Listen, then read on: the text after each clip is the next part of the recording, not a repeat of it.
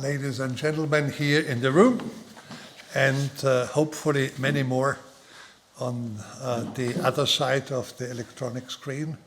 Welcome to this presentation of the report on Greater Heights Growing to High Income in Europe and Central Asia, which is a report by the World Bank of the region, Europe and Central Asia region. And it's a report that, as all reports typically, finds a topic in order to specialize on. And this year, it's a topic which has to do with growth and in the way, why did some countries grow more than others, and why this is the part which is not only valid for countries of Central Asia.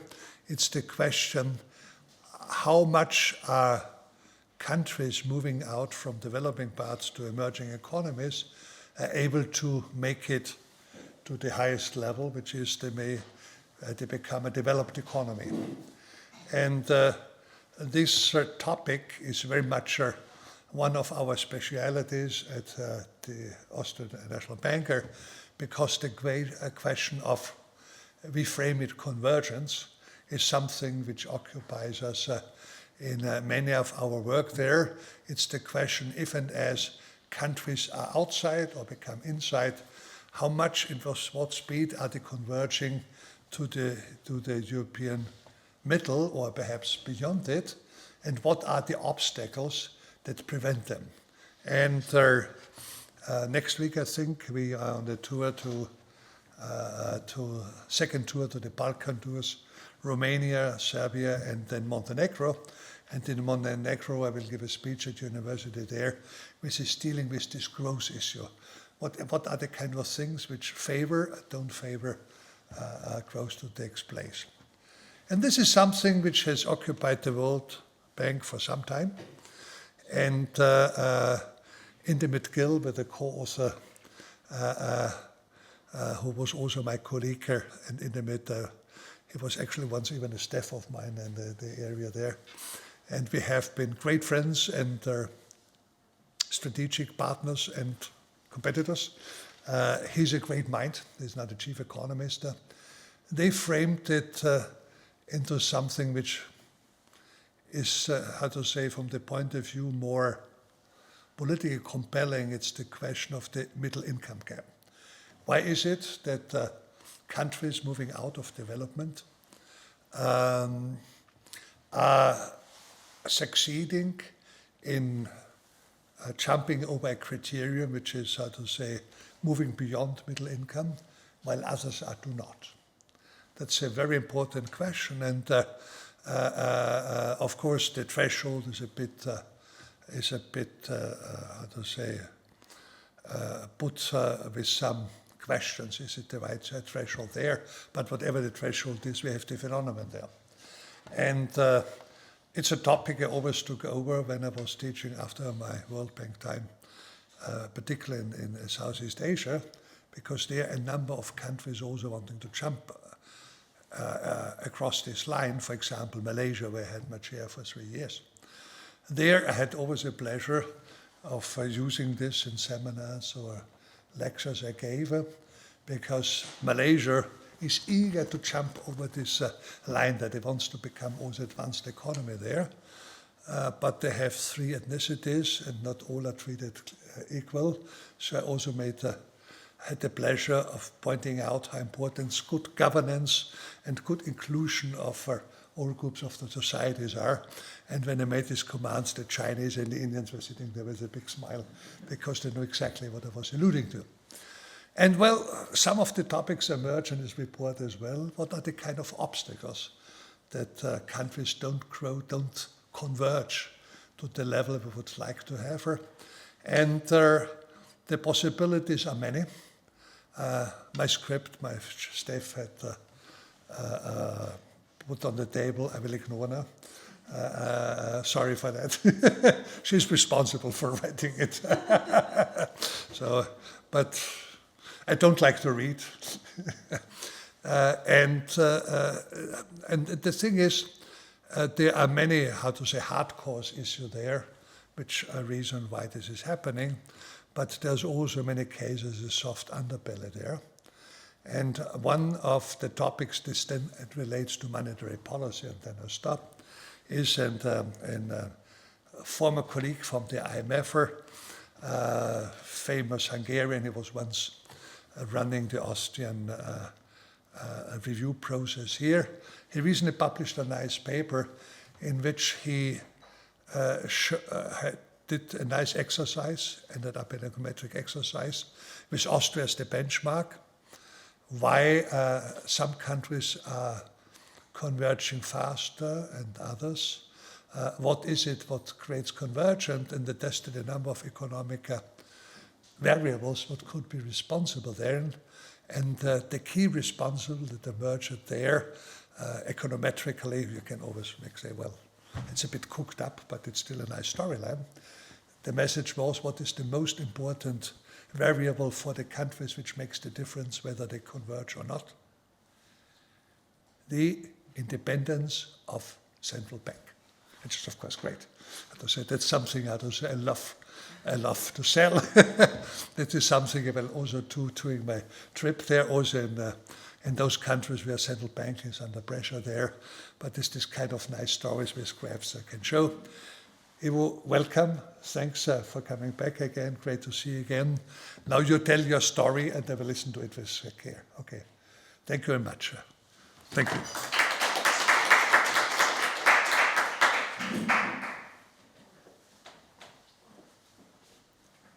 Thank you very much, Robert, and thank you, Julia, for inviting me and organizing this event. I'm going to talk about our 23 countries in Europe and Central Asia that are clients of the World Bank. There were many others that have graduated, but these are now the countries of Europe and Central Asia. So, and for all of them, including Kyrgyz Republic and Tajikistan, which are the countries with the lowest income per capita, all of them have the ambition of growing to high income. And so this, I think, is a particularly important topic for us. So the background of this is that it's not very easy to grow to high income. So since 1990, 27 middle-income countries, mixed middle-income countries, have become high income. Of these, 10 are in our region, Europe and Central Asia, the Czechs, the Estonians, and so on. But 3 others, Malta, Greece, and Portugal, are also in the EU. And so therefore, of these 27, half are in the EU. So this is the EU convergence machine, as we call it, and the other 10 of the other 13, the other 13, most of them are commodity rich, the others are small island economies dependent on tourism. And so therefore, it's not very easy. So this is the quadrant in the top, no? Those that were middle income in 1990 in the center, and those the quadrant in the top, the red ones are the ones in X. So growing to high income is not very easy. And particularly is not very easy for several reasons. One is that growth slowdowns among middle-income countries happen much more frequently than among high-income countries. Whether it's institutions, whether it's the adaptability of the business environment and human capital, I think they do slow down much more frequently. The other one is that these countries typically have lower amounts, no matter how you measure it, of physical, human capital, energy, no matter how you measure it, and they waste it more. So it's more misallocated. And so therefore, the adaptability of economic systems and institutions as you approach that high-income frontier, whatever it is, now is about $14,000, probably is even higher than that. But as you approach that, your growth slows down, it's much more difficult to adjust your institutions, and so therefore you have bigger problems. Now we're facing with these profound growth headwinds across our region. One is demographics, very adverse demographics, much lower fertility rates, population aging, which to some extent is positive, obviously, a larger outward migration. There is also the topic of the day, the trade fragmentation, the various geopolitical issues, but also rising protectionism. But the other thing is that you could think of 30, 40 years ago, that threshold then adjusted for inflation was obviously not $14,000 as it is now, is lower, but you could say it was easier in a way to reach that threshold. If you do some manufacturing, these days, manufacturing is not going to take you there. It has to be something different, whether it's services, whether it's something else. And services are obviously much harder to break into, especially when you don't have the adequate talent. And so therefore, growing to high income is difficult, and it's probably going to be even more difficult looking ahead for our countries. So, you know these charts. This is income per capita relative to the US. It has never, ever, ever been higher than 10% of GDP, no matter how you measure it. For countries in Europe and Central Asia, and here I'm a bit more generous, meaning I'm using purchasing power parity and I'm using relative to the EU, and you can see that only the countries that are in red here, these are the Central Europeans, Croatia, Poland, Romania, only they've done very dramatically better over the last 20 years or so. The Western Balkans, the green line, are creeping out there, but the others, Central Asia, the Caucasus, despite the rapid growth over the last 2-3 years with the diversion of trade from the EU to Russia through them, I think the others are pretty much not converging. And so we have a very heterogeneous story, and everything we're talking about obviously applies in a different way to the different countries. Now, these are the shrinking spaces looking ahead, rising protectionism on the left. The other one, and it's not necessarily relevant for our countries, is rising debt levels, and these could hamper many middle-income countries. For our region, this, for now, is expressed in rising spending on interest, now the percent or two over the last several years, but for now, I think it's fairly doable. This is the chart that shows the likelihood of growth slowdown, and you could see that for middle-income countries around the world, this growth slowdown, the probability of a growth slowdown, 5-year growth rates over the previous 5 years, 3 times more likely. And just a very quick reminder that, you know, if only physical and human capital, and here human capital is proxied by number of years of schooling because we don't have very good data on quality universally, but if physical capital and number of years of schooling, which we are fairly happy with in our region, if these were sufficient, our countries would have GDP per capita that is, you know, almost 3/4 of US levels. In fact, they have only 20% or so. So this huge gap is the efficiency, right, with which these resources are utilized. So this, amazingly, interestingly, is very similar for middle-income countries globally and for middle-income countries in our region. Now, on average, obviously, this evens out a bit, but nonetheless, I think it's remarkable. We have 50% of this difference due to efficiency or total factory productivity, no matter how you measure it. And so, therefore, everything I'm going to talk about, I think one can look at it through the prism of efficiency. How efficiently are various resources used? And for efficiency, obviously, institutions, government institutions, market institutions matter tremendously. Several things on this report we've produced. We're following what is the World Development Report, what Robert mentioned, that INDERMIT led on the middle income trap. And there they said, well, let's look at the transition from low income to high income.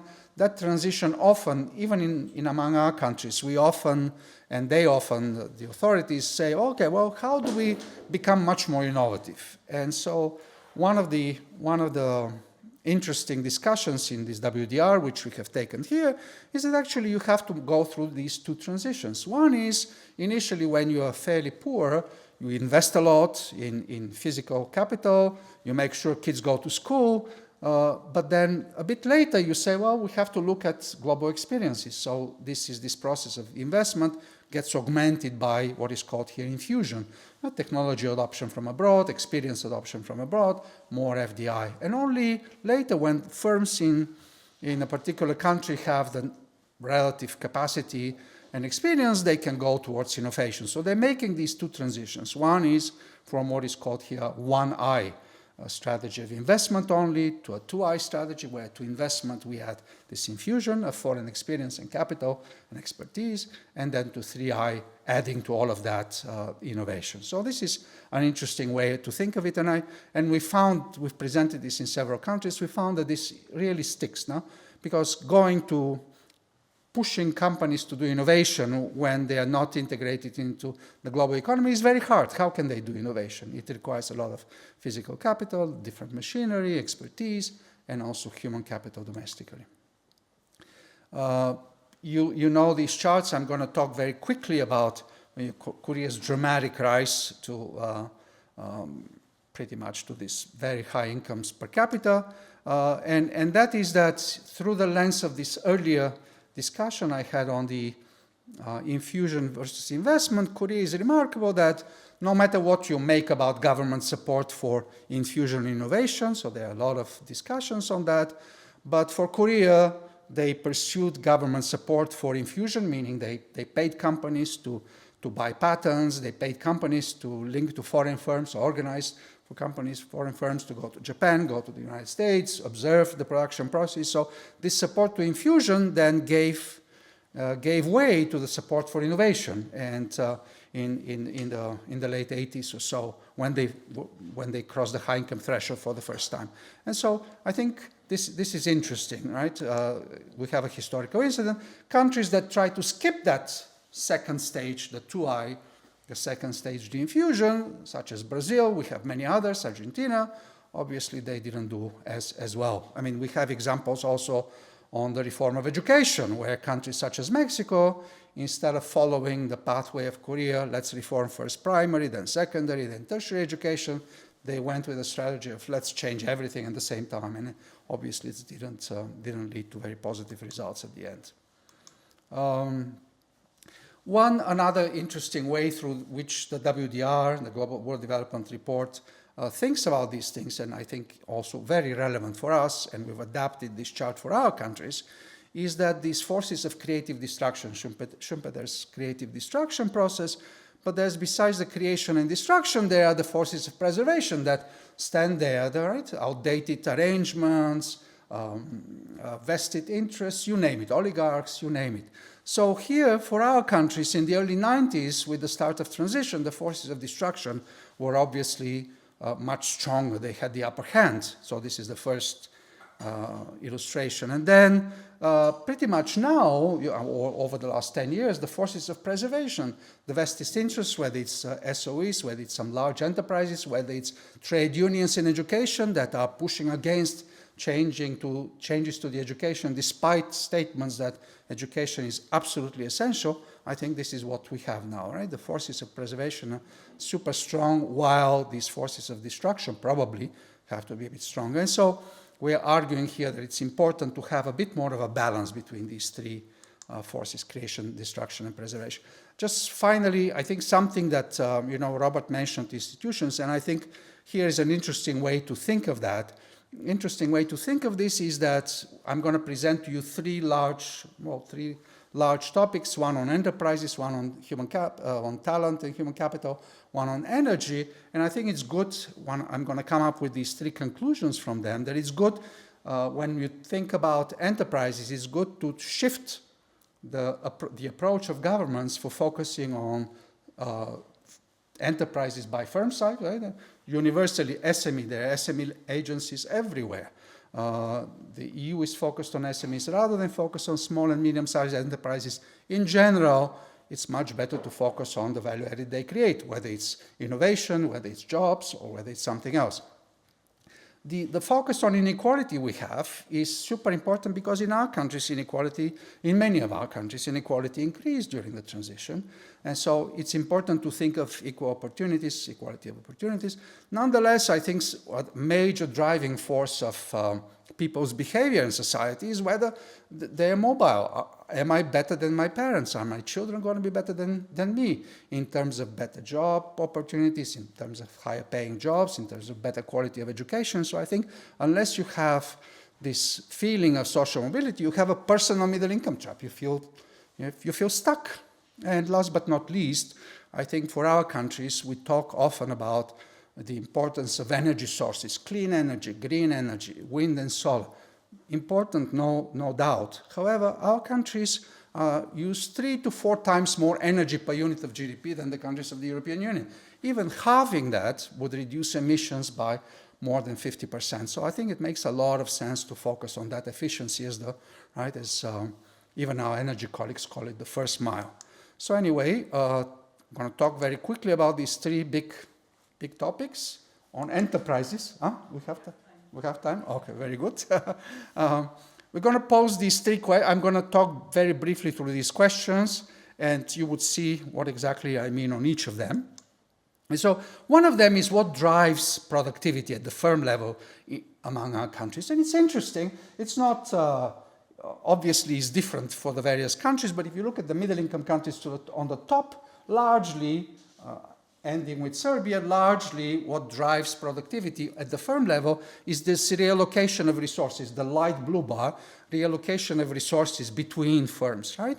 And so this reallocation is not in response to inefficiencies from the 1990s. So these are not planned economies inefficiencies. These are inefficiencies that are pretty much dynamic. They are created when firms start with too many people or in the inappropriate place, inappropriate resources. So it's amazing how many of the, or most of the middle-income countries in our region have this profound misallocation of resources. So this reallocation between the firms, the light blue bars are driving productivity growth. I mean, it's not uniform for all high-income countries that it is within firm productivity. The dark bar is driving productivity. Also, interestingly, in Armenia, in Kyrgyzstan, we are a little puzzled by that, but nonetheless, and this ends in 2020, so it's not what's been happening over the last several years with the redirection of trade. So anyway, this is an interesting thing to ponder about, what drives productivity for productivity at the firm level. The other one is that we have way too many small firms. It's a bit of a messy chart, but firm density on the horizontal, employment density on the vertical. You see where the US is there on top, Luxembourg is there on the top. And so many of our countries, you see there below that blue line of fitted values, most of our countries have very low firm density, very low employment density. There are too many small enterprises that don't grow. Why don't they grow? Well, various reasons. Maybe some of them are family businesses, they don't want to grow. Some of the others face various robust tax enforcement, let's call it like that, or regulatory action by government that makes them prefer to remain small. For some of them, there's lack of financing, including venture capital, but nonetheless, there are way too many small companies. Why could they be larger? Well, larger companies presumably have more resources to scale up, to innovate. But you know, it's interesting that when you look at where the firms, so this is global, this is the age of firms, this is 40 years at the end, you see that firms in other middle-income countries don't seem to grow that much during their lifetime. For ECA, we don't have data for such long periods of time. The periods are shorter. Growth is a little higher than what I showed you in the previous chart, but nonetheless, they still do not grow that much compared to, let's say, take the US as a benchmark. It's even worse compared to Germany, actually, interestingly enough. And so our firms don't grow.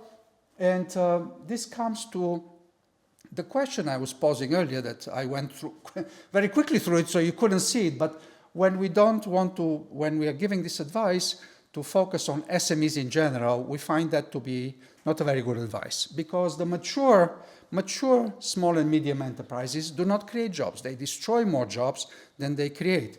So we've broken here the SMEs into these three large categories. You see the first group is micro and small, medium, large, and for each of them, we have startups, young and mature, right?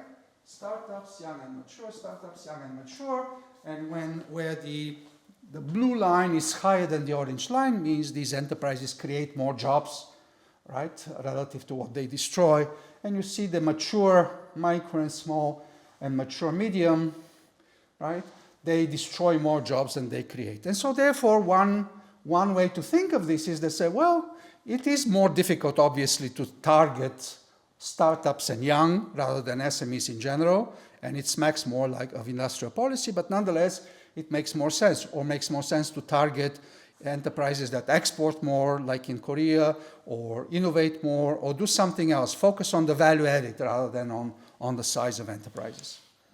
Now, when I talked about large enterprises could be more productive and more innovative, well, not necessarily in the middle-income countries of ECA. And so you see the blue line is productivity relative to employment. The orange line are high-income economies. Middle-income countries like ours typically have lower productivity after they reach a certain threshold. And these are, I mean, what are these? These are some of the SOEs, right? Typically energy, railways, banks, supermarkets, and so I think this makes some sense intuitively, even though compared to the HICS that have the same type of enterprises, it is what it is. You know well about the competition environment. One would want the competition environment to have improved over time. Here we have data for 2006. In the black diamonds, we have data for 2022 with the bars.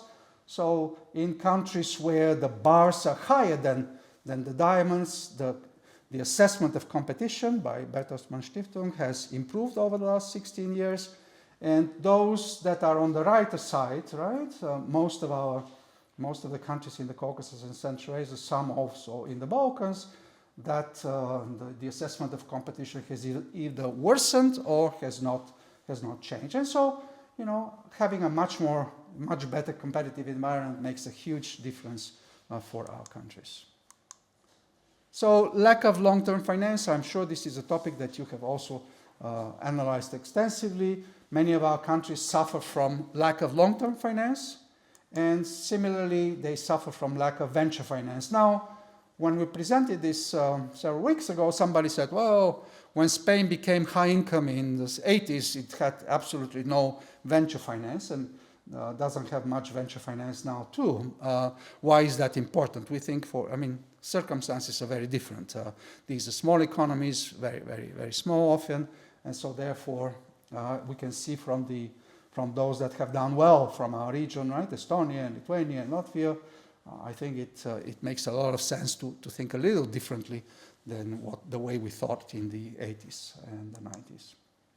So it pains me a bit to be writing these recommendations, and it pains me because 35 years after transition began, it's bizarre to be talking about creating markets and ensuring prices reflect, play their fundamental role in society, but here we are. And so for many of our countries, especially in the energy sector, this is really true.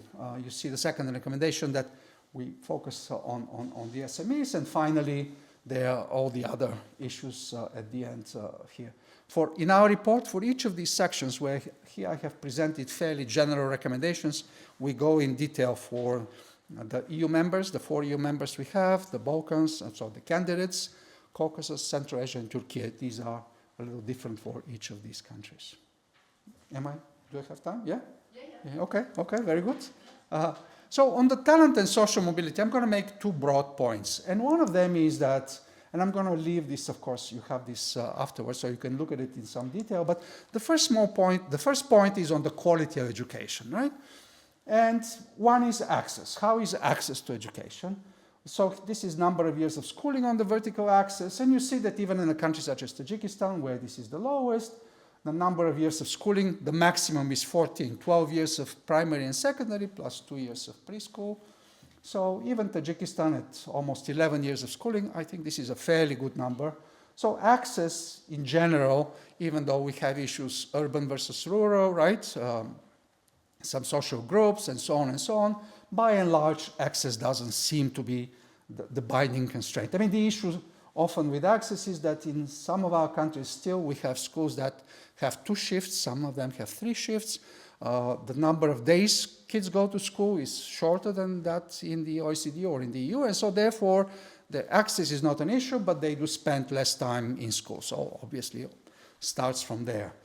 But what's the bigger issue, and I think the number of days and hours during which kids are in school affects the quality of education. These are PISA scores. The bottom is ECA, the median for ECA, then is the EU, top is East Asia, and these little lines in between are data on ECA countries that have taken the scores over time. And so you see, I mean, these are at a fairly high level, so it's difficult to see, but since 2012, till the last assessment of 2022, so 10 years, the results for ECA and for the EU, what can you say, have been coming down. So you may think this is not much, but this is from about 440 to about 420. This is almost half a year of schooling. So these are very dramatic declines. Now, besides the declines, you see this distance between the ecomedium and the East Asia. Let's assume it's the correct number, meaning because there are concerns about the testing in East Asia in some of the countries, but let's assume that's correct. This is a difference of more than 100 points here. 120 points. 120 points is 4 years of schooling.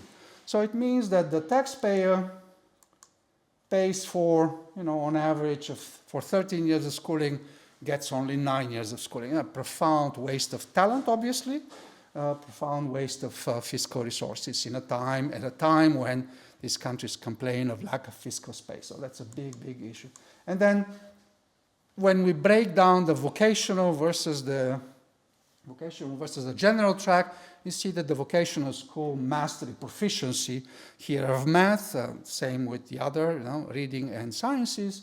The vocational training is obviously, kids spend 3 or 4 years in vocational schools, pretty much don't learn anything. There was recently a study, I'm from Bulgaria, in my country in Bulgaria, where there was a study that of the top 5 professions that the private sector wants from professional schools, not a single one is covered by professional schools. So they teach something and then you leave, and why do we do that? I mean, for many of them, this is social policy, right? They are disadvantaged groups. You say, well, let's give them some schooling, and it's a huge, huge waste. I remember we talked earlier, several months ago, and I've always been tempted to say, look, if you cannot do this the way it's done in Austria or in the Czech Republic, don't do it at all.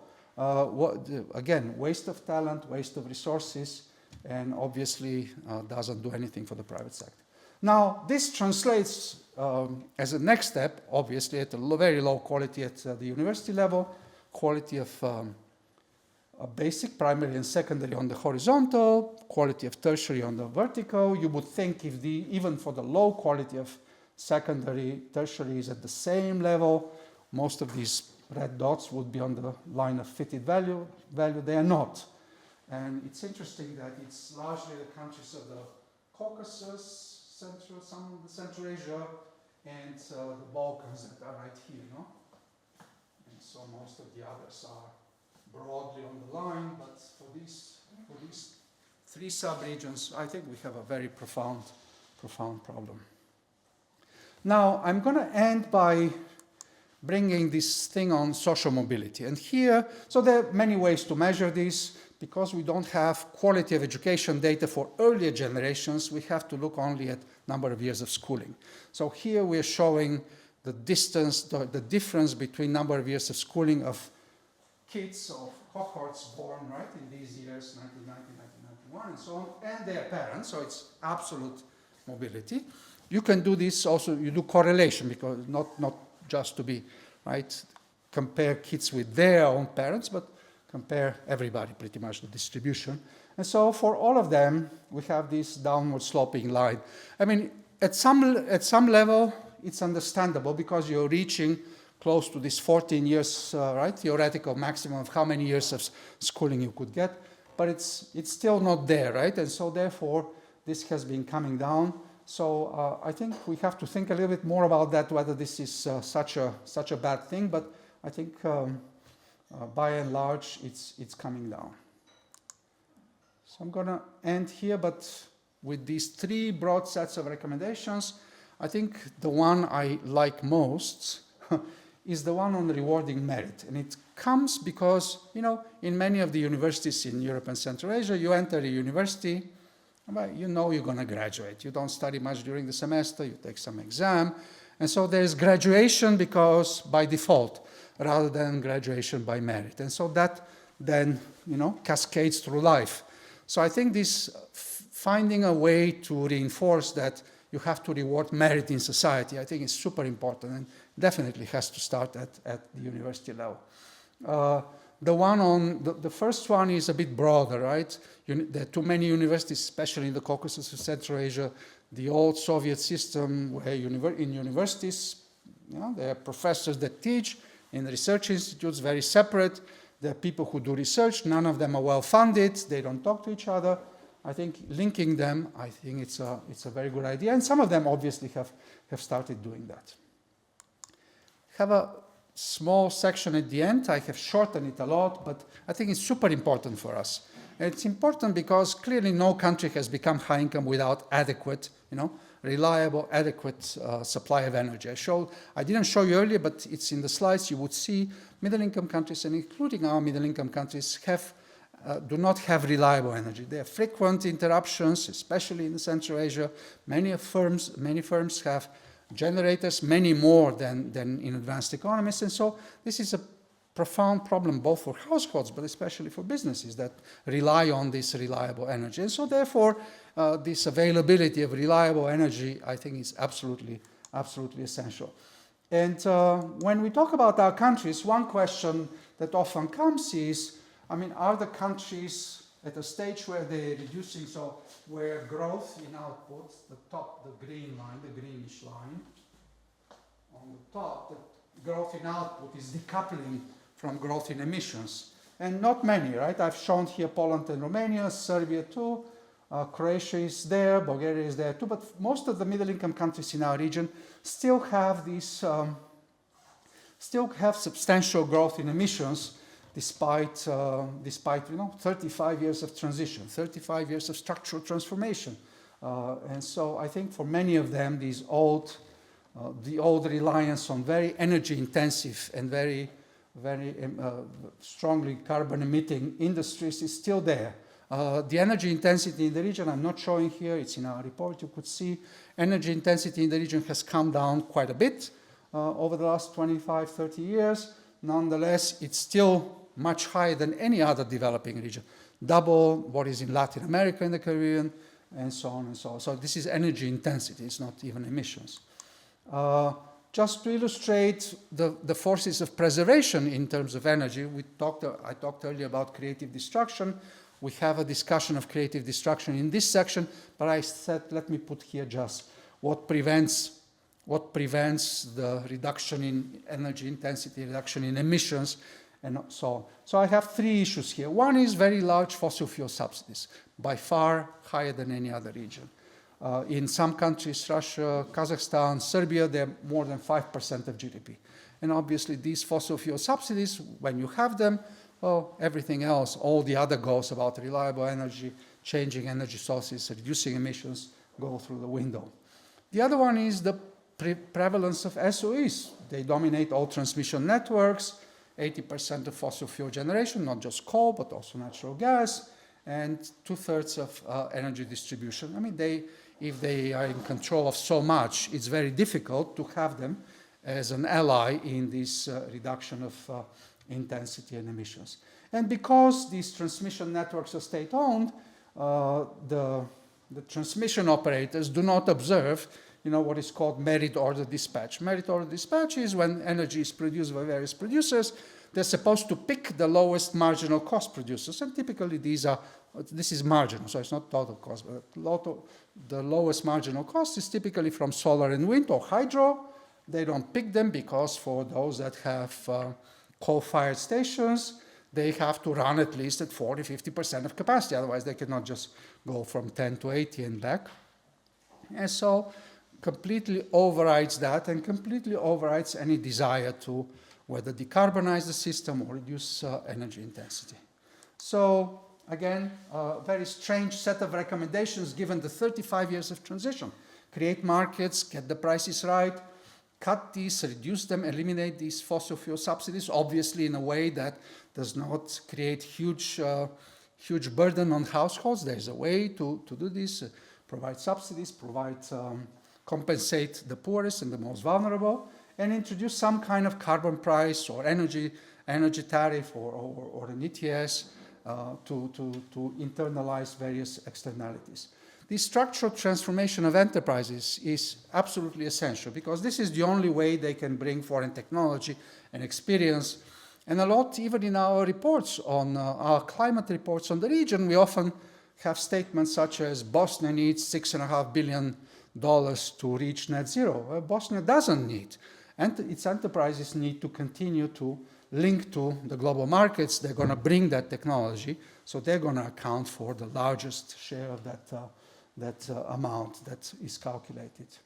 So I'm going to end here, but on transmission systems, you know very well, transmission systems in our countries are often not able to manage this intermittent generation from solar and wind, and so there's obviously a huge necessity to revamp them, to make them much more flexible. So I'm going to stop here, and happy to take any questions you have, and thank you so much.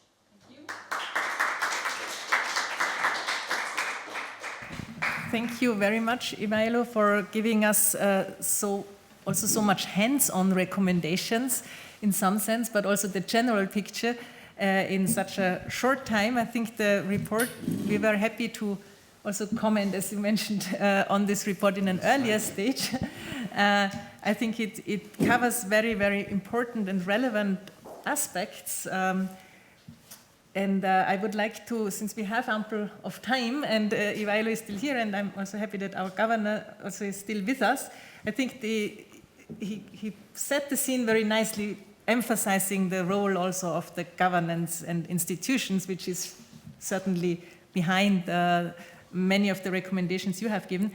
I would now like to open the floor for questions here in the room and also in the, for the online audience. So I would ask the online people, if you want to speak, then just type in the chat request to speak or something, or then I will give you the floor. And if there are any pressing questions or comments here among our audience people, yeah, Sanja, please break the ice.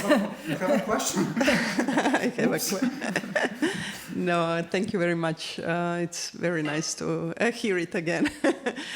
I like the report. It's very, I think, useful for policymakers as well as for academia to think about further research. One question, when you looked at the productivity levels among the different firm size, and we also struggled to understand what is happening. Is it the fact that, you know, the countries in the region, in particular in the Western Balkan region, but also beyond the Eastern Partnership countries, with this race to the bottom, trying to reduce the taxes to a minimum, have also contributed to the fact that firms like to stay low, right, below the threshold, and therefore this then hampers them in accessing capital, in developing talents, in hiring talents. So in fact, this race to the bottom on the tech side might be one of the, reasons why we have economies run by micro and very small firms, which are also very low in productivity. Just when you looked at that, when do you have come to any conclusions on that? Thank you.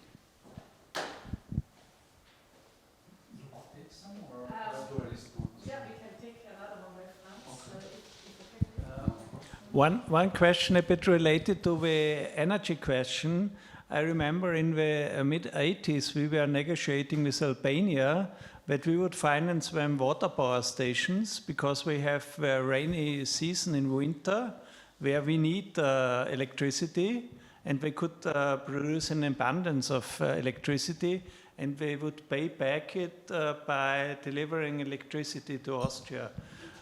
Wouldn't it be efficient to connect their grids to the European grid, and we Europeans, the EU, could finance their water, wind, solar, and other productions, and they pay back with energy exports? Let's also take Governor's question or comment. Please, yes, I have to run for the next show up. Thanks a lot. Thanks. I was looking forward to read the report and go through it. I haven't had a chance yet, but I'm sure you get at least the slides, so I can look to that. I have actually 3 questions. They're more at the analytical side. The one is you mentioned reallocation of capital, and here between the firms. My take is from, how to say, work a little bit with Stefanos Kapeta as my head of labor market, then that much more important, equally as important, is the allocation within firms, so that you have you become productive inside. Do you have any data on this, or it is still something which you don't have? Because within firms, so allocating within firms, that you see the productivity there.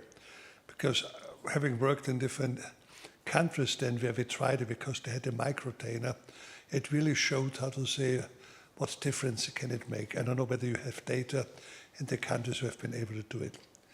A second one, when you moved between the three types of enterprises, small, medium, and large, I characterized the middle part of it. So after venture capital, it's the growth enterprises. And the question is what kind of growth capital they get, which means not loans, but equity capital. Because this is something which is always important in the West, not only in other countries, to have to help enterprises which are out of the wood. They want to grow, but they're missing the equity capital. That's an important gap in Western Europe and Austria. Have you looked at this one? Because my sense is that there the problem must be even worse than what we have in Austria, for example. The last part is the vocational training and schools. Because this is something goes back when we had my fight service, my American colleagues, when I was still at the World Bank, because they always said, oh, vocational schools, forget about it, it's this general knowledge which matters. My sense is this was the biggest mistake what we made also in development policy, not to provide good vocational schools. Because this is where, particularly at the beginning, where growth can take place, because this is where the original industry, how to say, can become professional again. It was not part of your discourse there. You said vocational schools are not very convincing, but if it's not convincing, it's not useful to sponsor them. So you don't see it because the schools are not good, or do you have the conjecture that if it would be done better, it would be useful? Okay, sorry, 3 questions. Maybe you can start in Okay. Okay. You asked, Mr. Governor, on this between firm and within firm. So the dark blue lines here are the within firm. Perfect. Okay, And it's, yeah. Supports my conjecture. So, yeah, some of this puzzles me. It would have been very neat if only the high-income economies had positive within firm, but we see also for Armenia, for Kyrgyzstan, this within firm component now. So this is talent, this is innovation, this is managerial expertise. So I cannot explain Armenia and Kyrgyz Republic. It makes sense for Poland and Romania, no? This emphasis on within firm. But for Armenia, we thought, okay, over the last 2-3 years, this reallocation of exports to Russia brought numerous new enterprises, could have made some sense, but this is before that. This is 2010, 2020. But yes, absolutely. So we wanted to make this distinction. No, not at all. On vocational, I think unless you make them better, close them, because they're wasting too much. But yeah, I absolutely agree. Given the stage of development of all of these countries, including the high income in ECA, I think it makes a lot of sense to have proper vocational schools. Nobody has been putting the effort into this, linking these schools properly to it. There are positive examples. It's not just countries such as Switzerland and Austria that are obviously 50, 60,000, 70,000 GDP per capita. Czech Republic, Slovakia have positive examples. None of our countries have done well on this. And I think this is because we think of this as a social policy. Okay, these people there, let's just give them some education. And so that's what I think. Frankly, if you cannot fix it, close it. But it's much better to fix it, given the requirements of the labor market.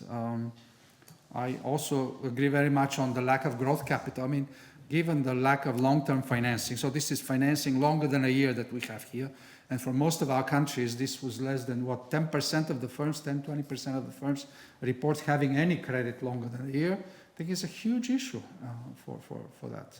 So we rely only on FDI, and when you're a tiny enterprise, you cannot rely on FDI. So many of them are in trouble. Okay. Thank you very much. Thank you for sharing this. I appreciate it. Thank you very much. Thank you. But you have also answers to yes, the I other. do. And Yeah. shall we collect or here, Thomas?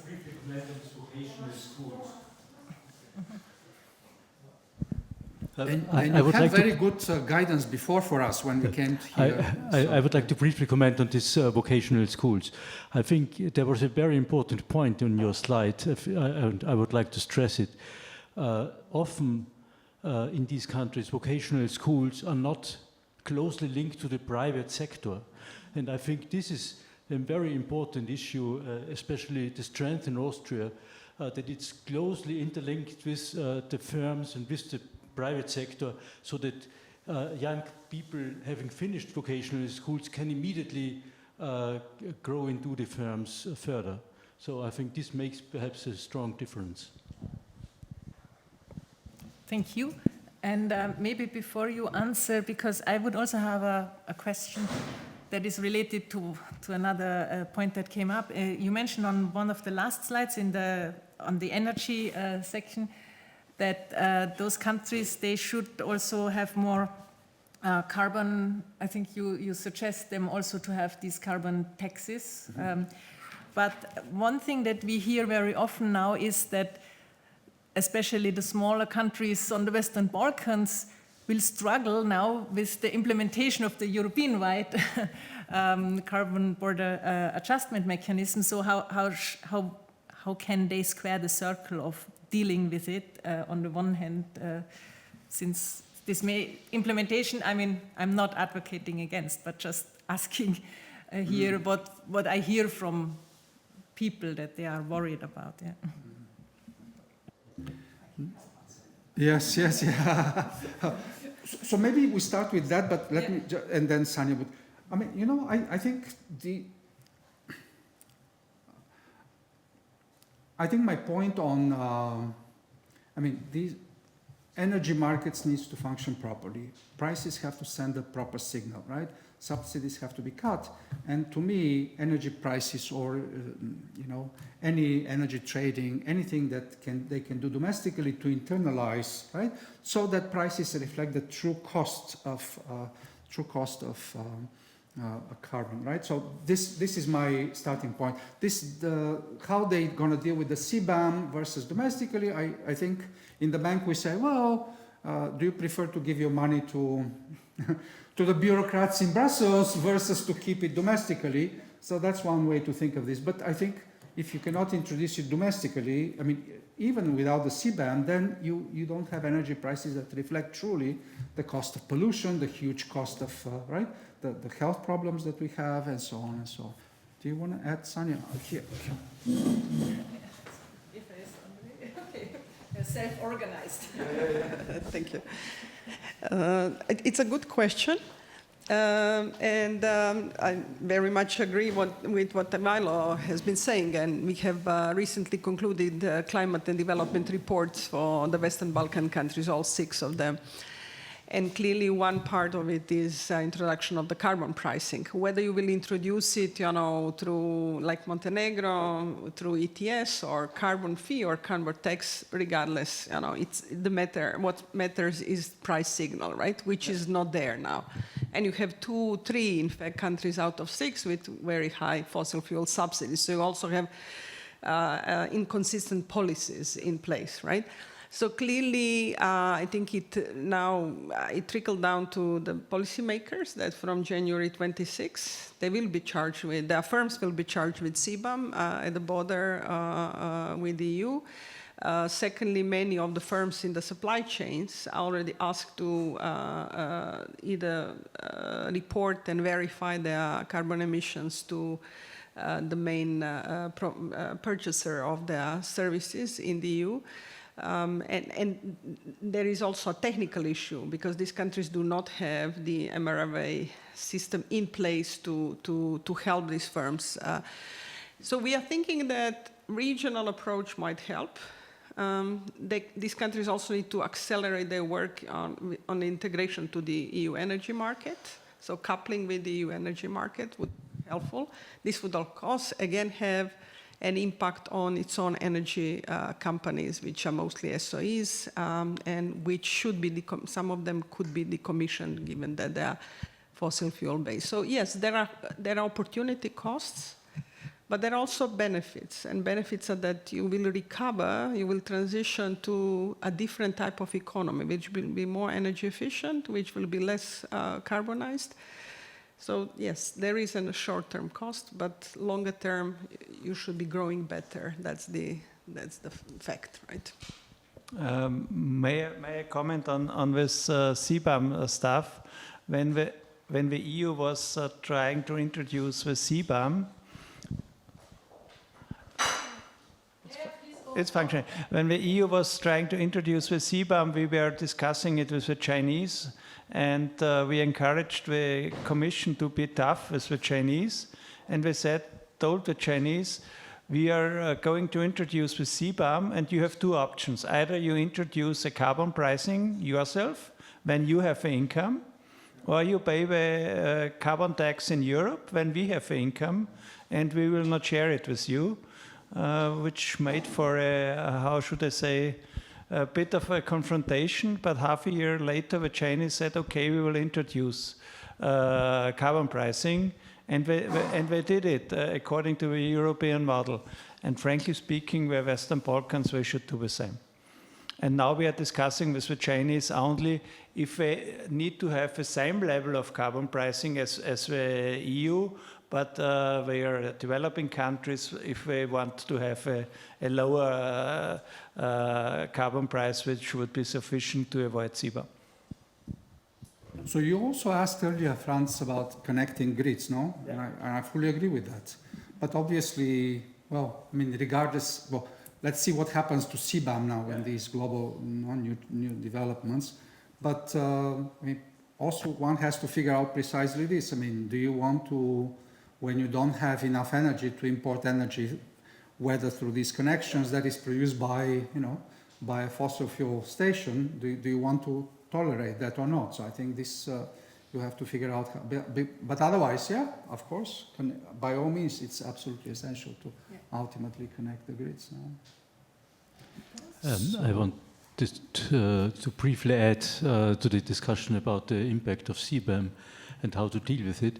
I completely share your view on that, that it would be very important for these countries to introduce a carbon pricing in order to not deliver the money to the European Union, but to gain the money for measures within the country.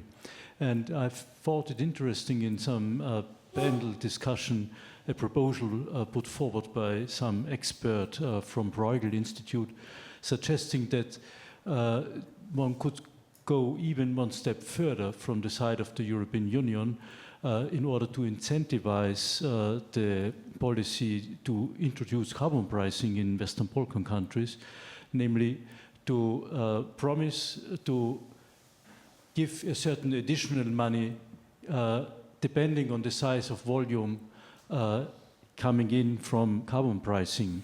So a revenue from carbon pricing could be added up by European Union funds.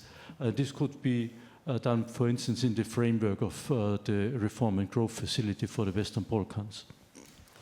Now, I think, I mean, all of that, I mean, if you have subsidies, does it make sense to have a carbon price or be part of an emission trading system? So I think, first, I think countries have to get rid of these subsidies, no? And I don't think they're going to be ready. I don't think they're going to get rid of the subsidies before the CBAM, if it remains as planned, would kick in, no? So for many of them, there would still be substantial energy subsidies, no? Explicit or implicit, no? Yeah. Yeah. So Sanja had a question on taxes and firm size. So I don't know whether it's I don't know whether it's necessarily the trying to reduce corporate income taxes down quite, raised to the bottom. I don't know whether anybody has been cutting taxes lately, no? So they were at some level, they're fairly low. But I think there are regular, I mean, in Turkey, if the enterprise has 50 people or more, all of a sudden you are subject to different kind of reporting. And so everybody tries to stay, well, not everybody, many try to stay below 50. In Central Asia, we know that if you have, I forgot the number, if you are below the employment threshold, you only pay a patent tax, you don't have to bother with anything else. Once you're above the threshold, you're subject to substantial Macedonia, no, same also. So I don't know whether it's the tax regime necessarily, because there's still substantial evasion, even if it's 10% versus 20%, no? So that I don't know how much this changes, no? And so I'm not sure. I'm not sure on your question. Yeah. So that's probably why the question came from World Bank colleague. Thomas, you wanted... I wanted briefly to add something on that issue of subsidies. So I fully share your view that it would be very important to cut subsidies. But I would really focus here on the explicit subsidies because in the implicit subsidies you really tackle with carbon pricing because the concept of implicit subsidies consists to some extent exactly in the costs that result from the emissions to the environment and to the economy does, therefore. So if we introduce carbon pricing, then we also reduce implicit subsidies in that way. So explicit subsidies certainly should be the first step, and then carbon pricing would help both for income for further measures and immediately also for cutting implicit subsidies. Good. So I don't see any further comments or questions, so let me thank you again for a very interesting report. In particular, I'd like to thank you for clarifying also my thoughts. I enjoyed really one of the very first pictures you showed, that it's important to strike a balance between the forces of destruction, creation, and preservation. And I think you added very importantly this balance between destruction and preservation. That makes totally sense. And in that sense, I hope that our region will embark on such a balanced path forward to catch up further, because as we see, there is a lot of room for further catching up in the region. I'm very thankful for all the participants, representatives also from countries of this report, focus countries of the report. I hope it was interesting for you. There is a last call into the audience online. If you want to add something, you still have a chance. Otherwise, I would like to close this event here. Thank you, Ivailo, for sharing the insights of the report with us, but also for giving us this possibility to also stay in exchange and comment. We are very much looking forward to the topic of the next reports that you will produce. And also thank you, Sanja, for mentioning the very important report that you already mentioned to me, I think, not too long ago, on the Western Balkans and their energy transition. And so there's a great lot of work that you're doing, and we are happy to have this exchange and also, to the extent possible, to contribute to it. So thank you all for coming. Have a nice afternoon, and let's give a hand. So thank you, Julia. Thank you very much for organizing and leading this conversation. And also thank you. We consulted with you earlier, yes. And thank you, Thomas, for your feedback at that time. So really appreciate the chance that the Austrian National Bank has been such a fantastic partner to us as we prepared and we wrote and as we are now finalizing this. So thank you so much. Thank you.